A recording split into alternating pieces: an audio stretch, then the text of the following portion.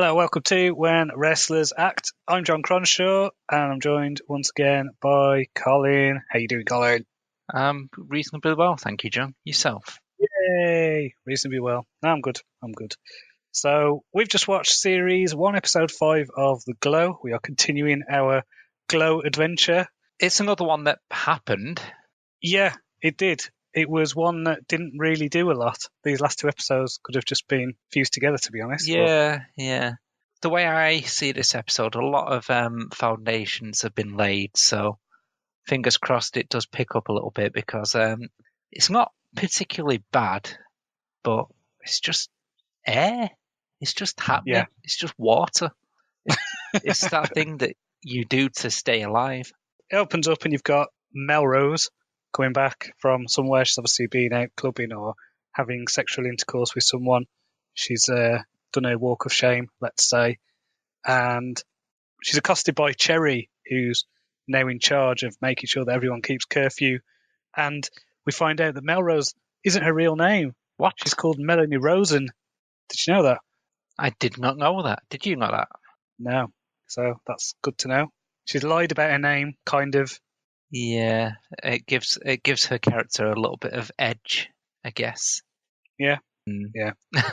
Is it that she's basically just like a rich Jewish girl? Is that the impression that we're meant to get? I think so. She's a bit of a rebel, and that's about it, really. We go into the girls' training for the wrestling, and a network executive is being given a tour, and he's been introduced to Debbie, who is saying, she's going to be the central person. She was in this soap. He's like, oh, don't really know soaps. Do you know this soap? No, it's filmed in New York. So I wasn't in it. There's some great lines here because initially the executive's not impressed, and Sam turns around and says, look, it's hot and family friendly. It's porn you can watch with your kids. Finally. Yeah. Which I thought was a great line.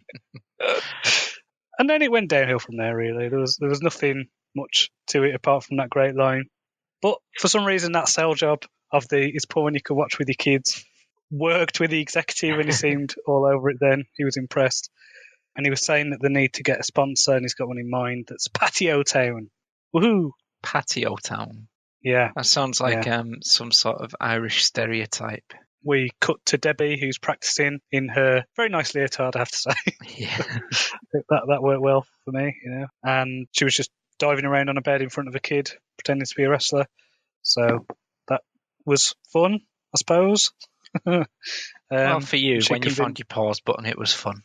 And she decides to ask her parents to look after the kid because obviously jumping and jiggling around in a tiny leotard probably isn't appropriate. It links back to the last scene when he's talking about porn you can watch with your kids. And that's why this podcast is so helpful, to get those transitions, get those callbacks. Exactly. Very good. What happened next? See, I can't remember because the rest of it's just a lot of nothing. Oh yeah, there was crank calling from some of the immature young ladies. Lots of that, and it was all mildly hilarious. Yeah, so there was prank calls. One of them said, it's the doctor. I've got your test results. You've got AIDS in your butt. Blah, blah, blah. So yeah, but there's a good reply to that, which was there was blood coming out when I shoved your toothbrush up my ass. Yep. That was fun. I think that whole prank calling thing was just to try and say, look, there are other people who are less integral to the plot in this episode as well, but we've got to include them. It's like an episode of Monday Night Raw where everyone's running after a 24/7 belt. We've got Ruth having trouble with her TV, so she goes to speak to the hotel guy, and he's Russian, and he's got a Russian accent. Wonder if that'll play into anything. Do you think that'll play into anything? Who knows? Doesn't seem to add anything to the story at this point. No, it just shows he's your stereotypical Russian motelier that they have in America in those things. He was watching Quincy, though. I remember that much. I noticed a bit of Quincy. I love Quincy. Any wrestlers in Quincy? There's probably an episode where a wrestler dies in the ring, and Quincy will find out that he had concussion or something. I'm going to have to look into that now. We can review an episode of Quincy instead of this. So we get Justine. Remember Justine, No. the moody goth one? Oh, yeah. So she's got a bit of a storyline in this one. It's not much. She orders a pizza because she fancies a pizza boy. Pizza boy arrives with the pizza. She fancies him. She gets nervous. Pizza boy goes, but he's left his number Mm-hmm. on the thing. And then the rest of the story of that is he's left the number and she doesn't call it, and then he turns up and then they snog and then that's And then good. there's implied sexual intercourse. Yes. But that's good Yes. because I hate sex scenes in these things anyway, but they're usually so cheesy. I've noticed on a lot of things on Netflix, there'll be a scene with a woman where she will wipe her vagina after going for a wee. She'll drop the tissue. You'll see that bit for some reason. Yeah. So yeah, I'm surprised it wasn't sex, to be honest. Maybe there wasn't time. Maybe. Oh no, because- this was a stupidly long episode. No. All the stuff they could have cut out of this and it would have still been 35 exactly the minutes. They could have cut everything Yeah. out. It would have still been 35 minutes. I probably would have really fancied her when I was about 13. What, the skinny goth one? Yeah. Yeah, same When I here. was about But yeah, 13. she's- yeah. So like fancying Christina Ricci or something Yeah. when you're about 13. And it just doesn't work now when you watch Addams Family. It's like, nah, she's a bit too young. Yeah. A bit too young. Yeah. Probably like 9 or something. She was the same age. Same age as me. Okay. Oh, she's older than me Yeah. then. Excellent. So, you're Yay. punching above your weight there. I mean, to be fair, I did discover the Addams Family about 2 years ago, but that's neither here nor there. That's a joke, in case anyone doesn't have a funny bone, a joke bone. Would I'm you not care to feeding explain the joke? No, it's fine. Okay. I shan't be doing that. Fine. So we get the meeting with Sam taking Ruth to Patio Town. They meet the owner of Patio Town. Remember his name? Was it Patio Town? It was Pat. Ah. He said something like, I lived up to my name. And Sam comes out with a line of like, oh, that's why I'm called Francis Ford Coppola. Hey. Moving on. Hello? Still yeah, there? I'm still there. Yeah. That was not So- a Sam Zinger, was it? No. So we get a clip. It does a lot of quick cutting in this one. So we get a clip of Debbie in the gym with Machu Picchu, and Debbie has never been to a wrestling show, and Machu Picchu is frankly shocked. Well, yeah, so she should be. I mean, even I've been to a wrestling show. In fact, I've been Yeah. hammered at many wrestling shows. Hammered and obnoxious. That was your gimmick, wasn't it? There's only the ones who went to with you. Don't drag me into the blame game, It's Colin. usually the wrestlers You're dragging you into it, and you'll go and everything. Well, this is true. This is true. So she says, right, I want to take you to a wrestling show, which it seems, woo, there's one about to start. Oh, actually, so good timing. Pichu, she does make a interesting point, which was that Debbie just doesn't seem to be getting into it, and that's why she takes her to the show, because she's struggling to make an impact. So Yeah. it's a So- good bit of research. So they go back to Pat and Patio Town, and Sam tries to convince him. He's like, this is a family thing. We deal with mothers. And he was like, look, this is a show. It's got hot women. It's going to appeal to guys. He says something like, how many sundials do the husbands want to look at before the dick falls off or something? He's kind of a bit sold on it. And then they're doing some kind of, I think it's like a barbecue demonstration, and Ruth puts on a Russian accent and complains about capitalism and says that there's only one chair in Russia and all this and have to share it. And we see the start of an interesting character. So And you see Kate Nash wearing not very much as well. yeah, that seems to convince the guy that, okay, this can Yeah. work. He's convinced by breasts. Let's put it like that. Works for me. Sam is actually quite a big fan of the Russian character that Ruth is portraying, and he says, but obviously you'll need a good baby face to play off. You need a good guy. How's it going to work with you and Debbie? Oh, I don't know. And then Kate Nash, she goes, I'm going to the toilet. Do you want to come and watch me?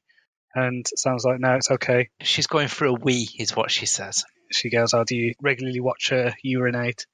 And then he gets very defensive and says, well, at least I didn't fuck my best friend's husband, blah, blah, blah. And then it was a bit of a heart-to-heart moment between her and Sam when he's like, I've done things like that where I fuck people, but it's always been because I'm a dick and I've taken drugs or I've been too drunk, and, you seem all right. What's your problem? Yeah, that was So- actually reasonably interesting because it Yeah. shows that he has got a small amount of depth to him. But who cares about that? The back of the wrestling show. Hey! And they're introduced to, who is it? Steel Horse Yes, and Mr. Monopoly. yes, or Joey Ryan and Alex Riley, as I know them. I knew the one was Joey Ryan. I recognised it. It was the other one that was bothering me. Alex Riley, Yeah. of course. The Mrs. Virgil. Mrs. Virgil. But it's in that match when Debbie finally realizes what wrestling is all about, and it clicks to her that it's a soap opera. And then they all Yes, go backstage, yes. So- get introduced to him, and then she shags Alex Riley. That's true. And do you remember what Machu Picchu said? What was the hardest move in wrestling? No. The moonsault. The hardest move in wrestling. Well, yeah, but it was Chris Daniels in the ring. He always makes it look easy. Yeah. We'll get the thing where Debbie, it's going back full circle to the start. Now you've got Debbie returning back to her room, doing the dirty stop The out walk thing of shame. at 5 a.m, and Cherry bumps into her, and she goes, I know what happened. Melrose told me, and you know what I said?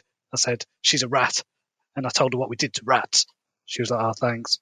And then she's like, oh, so how was it? And she's like, oh, well, it's great when you've got someone who you sleep with and you know what they do and you know what they're like and all this stuff. So it was a bit weird. And, I really enjoyed being with Steel Horse, but I think I'm going to have problems weeing for a while. God knows what went on there. Yeah.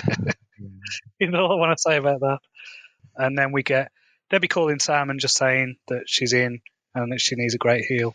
And then the end. Well, with a few asides, we've just pretty much summed up everything that happened in that episode, give or take, in less than 15 minutes.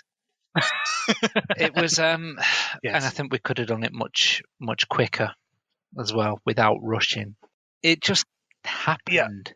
And I don't want it to just happen. I feel like watching these past two episodes has wasted an hour of my time. It's not good. It's not good. It needs to pick it up. To pick up the pace. Convince me, John. Does it pick up the pace? I'll find out when I watch episode 6. It does. It does. I don't know. I'm just trying to think now. Does it pick up for the rest of the series? Is it series 2 that's good? I mean, it's so not. We shall find out on next week's episode. It's not bad. It's just, I just want something topping. It is actually getting a bit soap opera itself now, and I don't want to watch a soap opera. I want to watch something that tickles my funny bone. Yeah. Which is what the first 3 episodes did extremely well.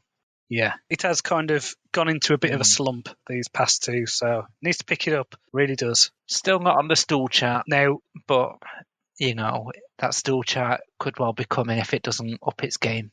Yeah. So next time. It's okay. It's okay when you see what happens when they do start the wrestling. You'll go, okay, this is all right now. This is okay. Can get into this. Well, that's the problem. Because now they're doing too much setup. I know. I am into it. It's just they're stringing me along a bit too much. It's like when WWE has someone like in recent times they've just turned Seth Rollins heel finally, but they've missed that sweet spot. If they'd done it a few weeks ago, it'd gone from there's a great quote in an episode at the thick of it where someone's describing Malcolm as you've gone from being the person that people love to hate to simply being the person that people hate. You've gone from being Jeremy Clarkson to Piers Morgan. And that's where we're at right now. I think it does go back up. Good. It does. It redeems itself a bit. I've got the impression that they maybe had ideas for about 6 episodes in this and just filled the rest up with like deleted scenes. Yeah. You know what I mean? These last 2 episodes do feel like DVD extras. You know what I mean? Like, okay, these are the deleted scenes. We've had maybe half an episode's worth of actual storytelling, and the rest of it is just basically like the Lord of the Rings director's cuts with added people getting their heads chopped off. All those Alan Partridge things where there's no story. The one on the BBC. The one that wasn't very good. Yeah. I thought it started off well and then just became the Alan Partridge show and was naff.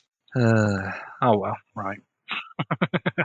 Right, well, on that bombshell, we'll leave it there and reconvene after watching the next episode.